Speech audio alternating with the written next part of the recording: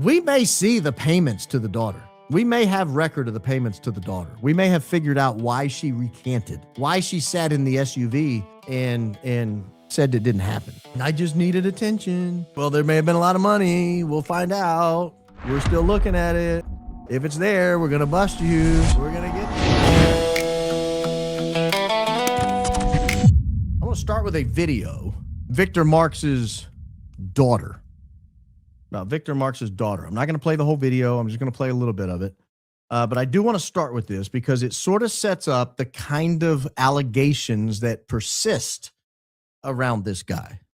Victor Marx, if you know anything about him, and I'm talking about Victor Marx, the guy running for governor of Colorado, the guy who on September 11th, 2011 was one of the very first people to greet Erika Kirk in person, the one who had his Instagram had him hugging Erika Kirk very intimately, saying we had to get our warrior princess home, or princess warrior home, or something like that. But I want to start out with a video that talks about some allegations against Victor Marx from his own family, particularly his daughter and his son, because I think there's something here that if I was a voter or I was a TPUSA supporter, I would want to know existed. So I'm going to help you find out it exists. This is a woman doing a podcast talking about it. Did Victor Marx buy his daughter's silence? Here's how she opens. In 2023, Briana Marx, who's his youngest daughter, Victor Marx's youngest daughter, she came forward and she made several social media posts. And she said that her dad had physically abused her and emotionally abused her and her sibling for 17 years. And Victor quickly dismissed that. He said, well, my daughter's bipolar. She's got issues she's got to work out. We pray for her, but none of the stuff she's saying about me is true. Well, then by September 2023, her brother Shiloh, who's kind of well known for election integrity efforts on X, he stepped forward and he wrote a letter to the board of All Things Possible Ministries, Victor Marx's ministry. And he said, I stand by my sister Briana. The physical abuse she suffered alone is something I cannot relate to. That, coupled with the 17 years of my father standing in leadership of a faith-based organization, leading efforts that are actively engaged in the ongoing fight against abuse and domestic violence, I cannot ignore the possibility that these experiences have had lasting effects on her well-being, extending into her adult life. Now, again, I make no claims about whether any of this stuff's true. It's all allegedly to me because I'm just reviewing the public record. I've not talked to the daughter. I've not talked to Victor Marx. I've not talked to any witnesses. I'm just listening to what people are saying on YouTube, looking at documentation that we'll show you tonight. And I'm just telling you that that's what happened. He turned around and blamed the victim. The purported victim, the alleged victim. And the son had to come in. His son, Shiloh, came in and said, no. She's for real. She's telling the truth. Marx, my dad, abused my sister for 17 years. He has ruined her life. He has just ruined her emotionally. And so I'm demanding reparations for her. And he said, I recommend to the current board of directors of All Things Possible Ministries that, effective immediately and in perpetuity, they establish the Princess Warrior Fund. This fund would designate... Don't let that Princess Warrior Fund get lost on you. I'm going to make a couple of points about that in just a minute. That is such a tell to me about the kind of man he is. And I'll get to that in just a second. So just let that simmer. Put that on the back burner on like a 3. Nate Briana Marx as the recipient of a yearly salary compensation of $120,000, inclusive of full benefits. Additionally, I propose a retroactive compensation of $170,000. This lump sum would account for $10,000 per year since the trauma originally occurred. And Shiloh said that he wanted a fund to be established, the Princess Warrior Fund. That's what Victor and his family call every single female, is a princess warrior. She does recant, and it's on camera, so we'll take a look at it here. Oh, I made a public video in 2024, defaming my dad, and I felt very justified in the moment. My intention was to get my dad's attention. And, if you don't have parents who are well-known, if you don't grow up in that, it might be very difficult for you to understand. But sharing my dad with the whole world, essentially, has always been hard for me. My dad started his ministry when I was in high school, and I require a lot of attention. Okay, so I wasn't getting it. And I did things and said things that I shouldn't have, and I wholeheartedly regret it. But you know what I'm grateful for is, despite my mistakes in saying things that weren't wholly true, you know, I shared a part of several memories, and I wasn't giving the full picture.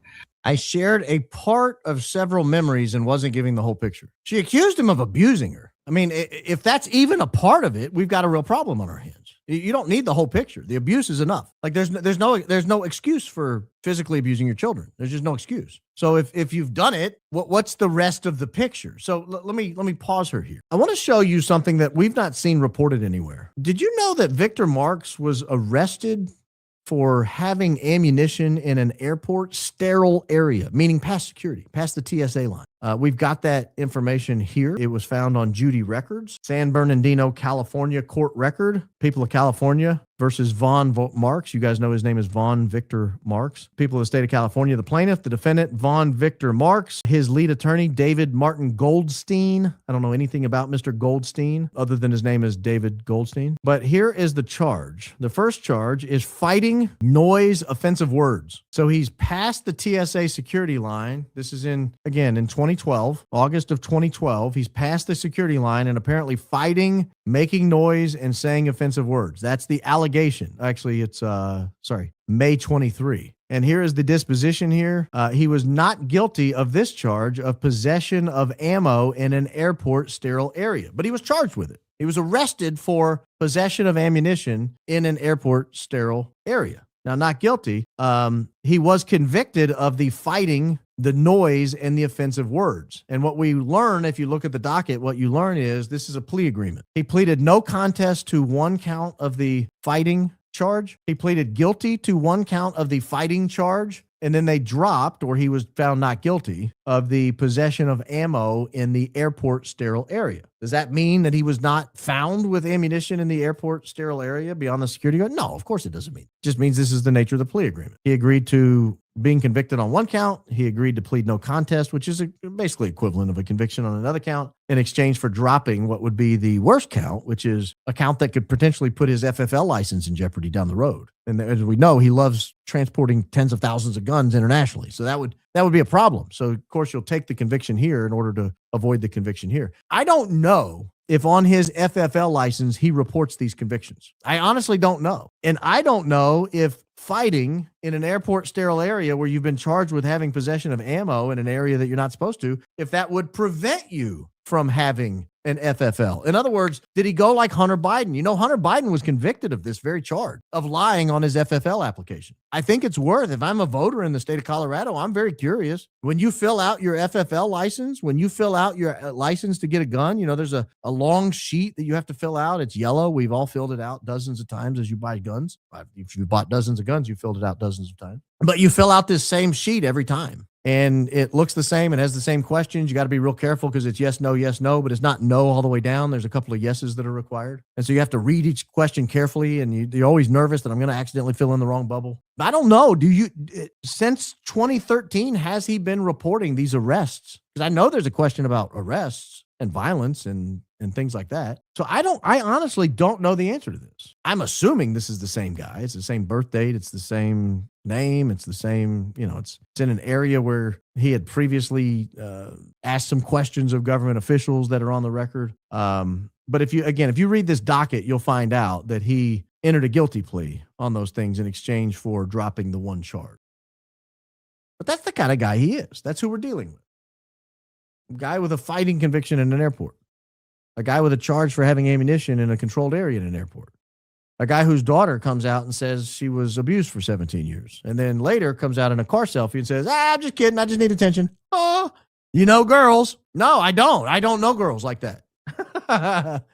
I don't know girls like that. This is where the With God All Things Possible Ministries have purchased for $2.95 million the property that Victor Marx, I believe, lives on. I believe the address is for his house. I can't state that with absolute certainty, but every investigation I've done on the man, I believe that's his house and that's where he lives. We've shown satellite footage of that house. We clicked through by the year, if you remember, and watched them build whatever that underground thing is they're building in the back. They have some weird like parapet or something, some kind of defensive structure that's built back there. They have several outbuildings behind the house. It's as creepy as the Fold AR guy described it, frankly. As creepy looking as he described it. Very nice place, though. Nice area of town. But again, is this a proper use of money that was donated to a ministry that's people believe they were donating to save kids' lives? Like if I donate to you, if you tell me, hey, my organization is going around the world and saving children's lives, and I go, oh, I want to help out with that. Here's $1,000. $1,000 is a lot of money. Keep in mind, more than half of the country cannot come up with $1,000 in cash within 24 hours. That's a lot of money. You give your $1,000, your hard-earned money, your blood, sweat, and tears. That $1,000 means you spent time away from your family earning that money. And so when you spend it on things you value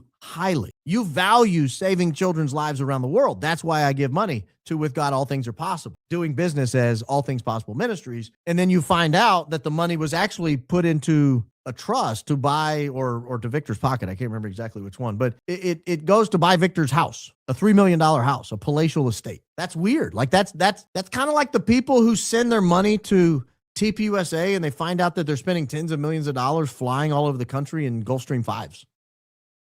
Jets that cost, $75,000 to fly from one coast to another. And then another $75,000 to get home. And you start to do the math. You're like, hey, that's 2.5 times, 3 times the annual pre-tax median salary in the United States. That's a lot of money. That's a whole lot of money. And then you realize they have 3 jets in the same location on the East Coast. And then you start to triple that number. You say, what's a $500,000 round trip? Is that what you're spending my $1,000 on? I thought you were saving lives. I thought you were getting, taking the gospel message to college kids and telling them about politics and voting correctly. And you're just going shopping. You're just going to dinner. You're just flying all over the country. You're going on vacation on my donation? Like, I don't have a lot of patience for this level of abuse of nonprofits. We may see the payments to the daughter. We may have record of the payments to the daughter. We may have figured out why she recanted, why she sat in the SUV and said it didn't happen. And I just needed attention. Well, there may have been a lot of money. We'll find out. We're still looking at it. If it's there, we're going to bust you. We're going to get you. Well, let me say, for example, let's look at a couple of these. Just some light payments. We'll start off with some light payments here. Here are some payments from Victor Marx for governor, March 5th, 2026 to Briana Marx and Shiloh Marx. They're now consultants on the campaign. Well, now we're getting somewhere. So this young girl, Victor, who falsely accused you of almost 2 decades of serial abuse, is now a consultant to your gubernatorial campaign. Your daughter is a consultant to your gubernatorial campaign. And you are now taking in tax-free money and transferring it to her under the guise of campaign expenses. Interesting. So that's one there. Let's look at some complaints that have been filed here. There are a number of complaints that have been done. There are a number of LLCs that have popped up that have taken in a lot of money. And you wonder where the money's going. Like they've already brazenly paid off their kids. They've already brazenly paid their kids for certain campaign expenditures. I think that should be prohibited. Families, direct descendants, direct campaign people direct relatives of the campaign should not be benefiting from the campaign. They can volunteer all they want, but they should not be employees of the campaign because it's just too easy to say, oh yeah, they work here. And then now you're just paying your family. You're bringing in campaign contributions and just redirecting it to your family. So this story is to be continued. We will continue on this story, but I will tell you right now, my conclusion on this is I think she's full of crap. I think she was honest when she made the allegations. I think the son was honest when he made the allegations, allegedly, in my opinion. I'm not stating that as fact. I'm just telling you my gut instinct on this. But when we look at them, we will say, were there additional payments? Not just the ones that were itemized directly to them, but were there, in fact, additional payments? And are we watching the corruption in real time? I think this is a bad actor. I think this is a bad guy. And I think he thinks he's something of an Edwin Edwards. You know, he has Louisiana roots. That's where he's allegedly was formed. That's where his dialect comes from. And so I don't doubt that he is aware of Edwin Edwards. He came up in the age of Edwin Edwards, and that he was aware of kind of that quick talking Cajun accent. And, well, everybody just kind of looks the other way because you're kind of charming and good looking. Well, I'm not so sure about that. So we are going to continue. We're going to continue to look at this, and we're going to continue to bring it to your attention. We're going to get you.